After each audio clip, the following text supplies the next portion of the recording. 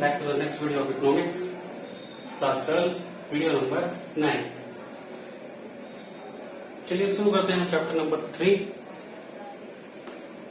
जैसे कि आपने चैप्टर नंबर 1 में पढ़ा कि देश की अर्थव्यवस्था इंडिपेंडेंस की टाइम कैसी थी, ठीक है।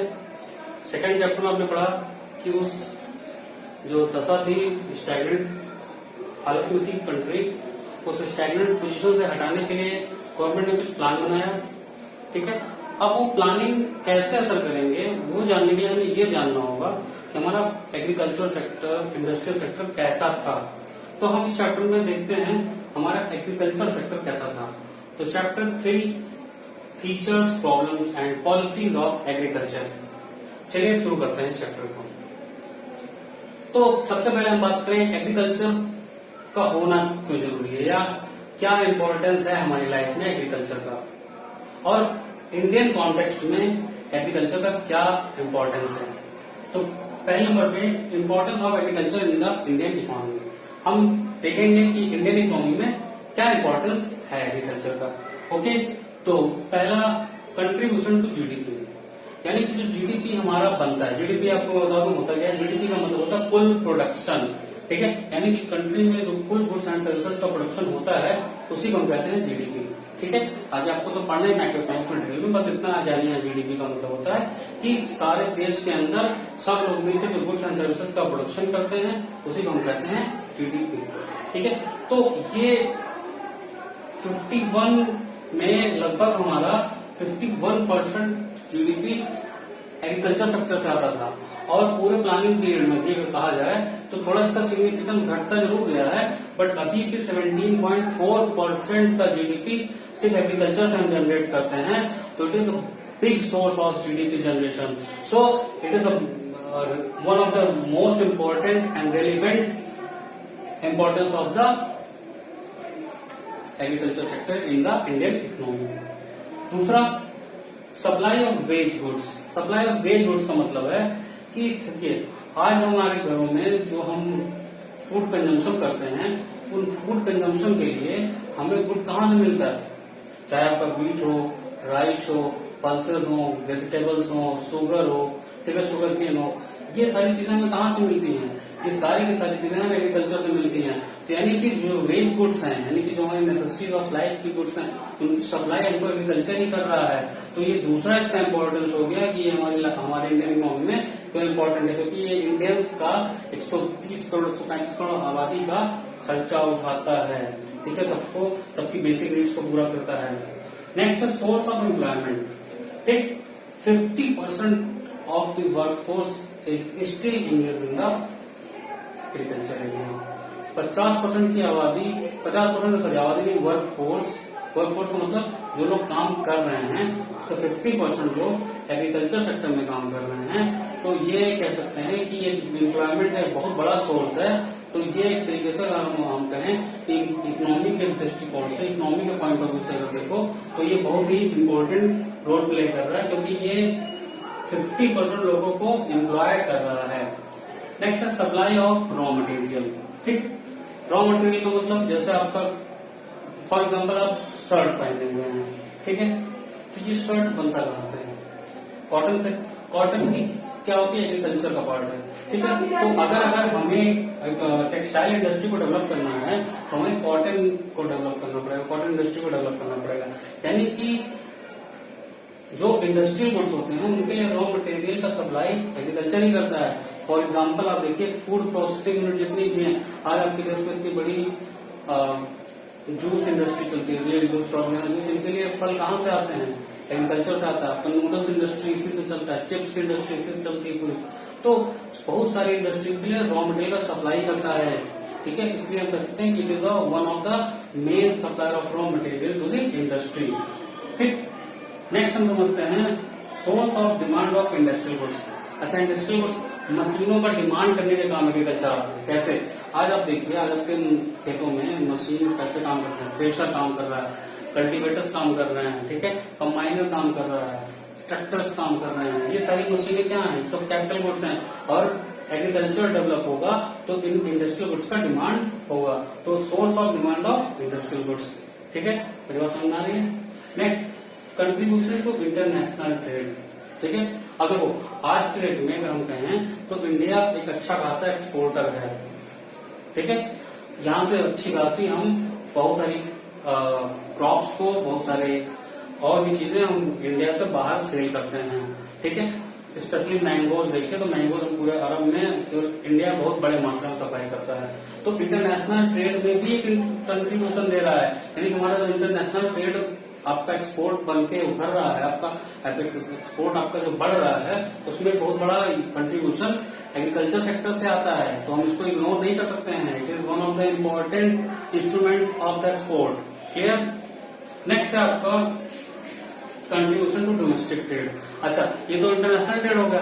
डोमेस्टिक ट्रेड में भी देखो तो एक अच्छा खासा व्यापार बना हुआ है फूड ग्रेन्स का। ठीक, आज हर गली में, हर चौराहे में इसके फूड ग्रेन्स की शॉप मिल जाएगी। तो एक तरीके से डोमेस्टिक ट्रेड और इंटरनेशनल ट्रेड दोनों में ये हमारा कंट्रीब्यूशन करता है। सपोर्ट टू ट्रांसपोर्ट इंडस्ट्री, ये सबसे इम्पोर्टेंट है, इसको कैसे समझिएगा। अब देखो हम जिस जगह पर रहते हैं वहां पर एप्पल्स का एग्रीकल्चर बिल्कुल है, एग्रीकल्चर एप्पल्स का प्रोडक्शन बिल्कुल जीरो है। यानी कि यूपी अगर हम रहते हैं तो यूपी में एग्रीकल्चर एप्पल का प्रोडक्शन बिल्कुल ना के बराबर है। लेकिन अगर एप्पल खाते नहीं है, बिल्कुल खाते हैं। तो ये एप्पल कहाँ से आता है? आपका एप्पल ये आ गया, चाहे जम्मू से आया, ठीक है, चाहे हिमाचल से आया, ये कैसे आता है? यहाँ ये आता है आपका ट्रांसपोर्ट के थ्रू। ऐसे ही बहुत सारे जब हम पंजाब में आपका व्हीट और राइस का प्रोडक्शन बहुत ज्यादा है, हरियाणा में व्हीट और राइस का प्रोडक्शन ज्यादा है। लेकिन कुछ ऐसे राज्य जैसे आपका राजस्थान है तो वहाँ पर बिल्कुल भी प्रोडक्शन नहीं है, ठीक है, व्हीट राइस का, तो वो हरियाणा से निकल के पंजाब से निकल वहाँ भेजने का काम आता है। तो एक तरीके से पूरे देश में हम सारे गुड्स, सारी क्रॉप्स का, सारे फ्रूट एंड वेजिटेबल्स का सप्लाई कर लेते हैं। तो ये कैसे पॉसिबल होता है? ये ट्रांसपोर्ट के द्वारा ही पॉसिबल है। तो यानी कि ट्रांसपोर्ट इंडस्ट्री के लिए एक अच्छा खासा सपोर्ट बनकर उभरा हुआ है एग्रीकल्चर सेक्टर। ठीक, और वेल्थ ऑफ द नेशन। ठीक है, एग्रीकल्चर के पास जो मशीनें हैं और जो लैंड है, that is the wealth of the nation. ठीक है, तो इस तरीके से हम कह सकते हैं कि ये हमारे कुछ 9 फीचर्स थे एग्रीकल्चर के। ठीक है, अब हम आते हैं फीचर्स ऑफ इतने इंपॉर्टेंस ऑफ एग्रीकल्चर। अब आते हैं फीचर्स ऑफ एग्रीकल्चर। तो आपने देखा तो पहले भी इंडियन एग्रीकल्चर की हालत बड़ी अच्छी नहीं है, तो वही चीज यहाँ डिस्कस करेंगे थोड़ा बहुत। पहला, लो प्रोडक्टिविटी। अब देखो राइस के मामले में इंडिया की जो प्रोडक्टिविटी है वो 3.6 टन पर हेक्टेयर का है। चाइना 6.8 लार्जेस्ट है और एवरेज प्रोडक्शन भी दुनिया में 4.5 टन पर हेक्टेयर का हो रहा है। यानी कि हम दुनिया में एवरेज से भी कम प्रोडक्शन कर रहे हैं राइस का। सेम चीज वीट में भी, इंडिया 3.1 टन पर हेक्टेयर और China highest 6.5 ton per hectare और वर्ल्ड का एवरेज भी 3.3 टन पर हेक्टेयर का है। यानी कि हम वर्ल्ड वाइड जो एवरेज प्रोडक्शन दुनिया कर रही है हम उससे भी कम का प्रोडक्शन कर रहे हैं, कि हमारा है लो प्रोडक्टिविटी। तो ये हमारा पहला फीचर हो गया हमारी एग्रीकल्चर सेक्टर का। दूसरा है डिसगाइड अनएम्प्लॉयमेंट। डिसगाइड अनएम्प्लॉयमेंट का मतलब ये होता है, मान लीजिए कि एक कोई काम है जिसको 2 आदमी मिलकर बहुत आराम से कर सकते हैं, लेकिन चूंकि उस फैमिली में 5 लोग खाली थे तो 5 लोग लग गए। काम कितने का था? 2 का। तो ये जो 3 लोगों ने काम किया इसकी प्रोडक्टिविटी कितनी है? इनको कोई मार्जिनल प्रोडक्शन तो है नहीं, इन्होंने कोई काम तो ऐसा किया नहीं, क्योंकि जो 2 लोग मिलकर काम कर सकते तो 5 लोग भी मिलकर काम कर रहे हैं। तो हमारे एग्रीकल्चर सेक्टर में क्या है?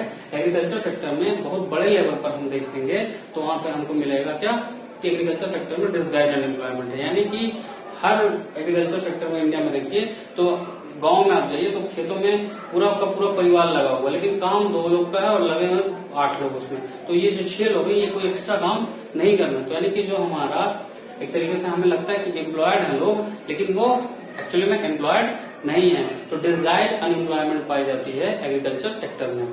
ठीक है, नेक्स्ट है dependence on rainfall. Still 45% of the land is under the permanent means of irrigation. सिर्फ 45% जमीनें इंडिया में लैंड फॉर्म्स जो जहाँ पे फार्मिंग एरिया है वो सिर्फ कवर होते हैं परमानेंट मीन्स ऑफ इरिगेशन से। बाकी अभी भी 55% का एरिया हम डिपेंड करते हैं नेचुरल रेनफॉल पर।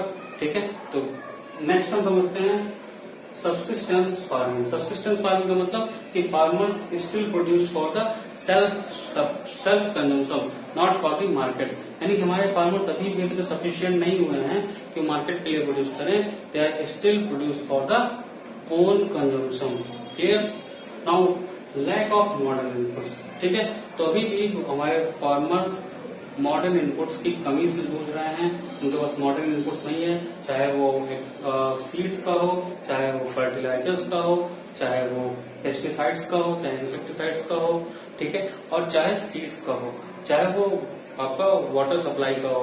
तो ये सारी चीजों में हमारे अभी जो फार्मर्स है वो मॉडर्न इनपुट्स की कमी से जूझ रहे हैं। Next land large sorry small holdings, हमने पहले भी चैप्टर में डिस्कस किया था कि फार्मर्स के पास जो लैंड होल्डिंग्स है वो छोटी है। अब छोटी होने की वजह से उनके पास जो आउटपुट आता है वो भी कम आता है, तो वो आउटपुट कम आता है तो वो मशीन का यूज वैसे भी नहीं कर पाते हैं। तो small holding is again a problem, ठीक है। Next landlord tenant conflict. Landlord tenant conflict क्या था कि आपने पहले भी चैप्टर में पढ़ा कि लैंडलॉर्ड चाहता है कि उसको कॉस्ट में कोई भी पार्टिसिपेशन ना करनी पड़े, लेकिन प्रोडक्शन होने के बाद एक बहुत बड़ा हिस्सा वो ले जाता है। तो ये लैंडलॉर्ड टेनेंट कन्फ्लिक्ट है, इसको कैसे रिजॉल्व किया जाए। और नेक्स्ट है बैकवर्ड टेक्नोलॉजी। टेक्नोलॉजी जो इंडिया में यूज हो रही है अभी भी, तो दुनिया के बहुत सारे ऐसे देशों से बहुत पीछे है, ठीक है, हमारी टेक्नोलॉजी जैसे दुनिया में और देश यूज कर रहे हैं। तो ये कुछ हमारे फीचर्स ऑफ इंडियन एग्रीकल्चर, ठीक है। पहले हमने इसके इंपॉर्टेंस पढ़े और उसके फीचर्स पढ़े और हम इससे रिलेटेड प्रॉब्लम्स पढ़ेंगे अगले वीडियो में। तो ठीक है, इस वीडियो को मैं यही वाइंड अप कर रहा हूँ। चैनल को लाइक करिए, सब्सक्राइब करिए और बेल आइकन जरूर दबाइए।